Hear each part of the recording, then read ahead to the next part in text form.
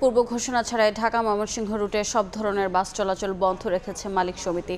এতে যাত্রী ভোগান্তি চরমে পৌঁছেছে। এই মুহূর্তে দীঘারকান্দা বাইপাসে আছেন সহকর্মী ওবায়দুল হক। সরাসরি যাচ্ছে তার কাছে। ওবায়দুল,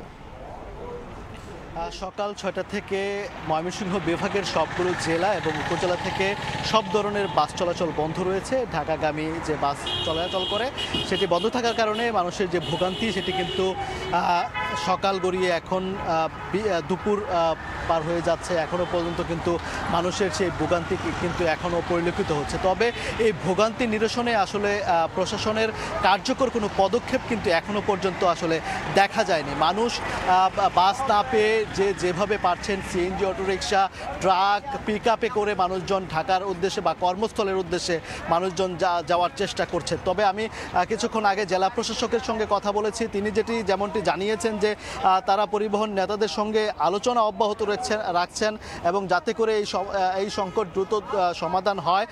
এবং আমরা কথা বলেছিলাম ময়মনসিংহ পরিবহন জেলা মোটর মালিক সমিতির সভাপতি আলমগীর হোসেনের সঙ্গে। তিনি যেটি বলছেন যে তিনি নিরাপত্তার কথা ভেবে এই ঢাকাগামী এবং আন্তজেলা বাস চলাচল বন্ধ রাখা হয়েছে বলে তিনি দাবি করেছেন। এবং তিনি বলছেন যে একজন শ্রমিককে গ্রেফতারের প্রতিবাদ এবং যে কয়েকদিন পর আসলে পরিবহন সেক্টরে আসলে যে ষড়যন্ত্র হয় এই ধরনের এমনটি দাবি করে আসলে তিনি বলছেন যে এই গতকাল প্রশাসনের পক্ষ থেকে যে 16টি বাস বন্ধ করে দেওয়া হয়েছে ইউনাইটেডের ব্যানারে, আওয়ামী লীগ নেতা আমিনুল হক শামীমের বাস, সেই বন্ধর বিষয়টি আসলে ঢাকার মালিকদের আসলে তাদের সঙ্গে আলোচনা না করে এমনটি সিদ্ধান্ত নেওয়ায় আসলে তারা এই ধরনের সিদ্ধান্ত নিয়েছেন। তবে এতে করে সাধারণ মানুষের যে ভোগান্তি সেটি নিরসন হচ্ছে না এবং তারা দাবি করছেন প্রশাসনের পক্ষ থেকে এবং মালিক নেতারা যারা রয়েছেন তাদের সঙ্গে আলোচনা করে দ্রুত যেন এই বাস সার্ভিস চালু করা হয়। এই ছিল আমার কাছে সবশেষ তথ্য।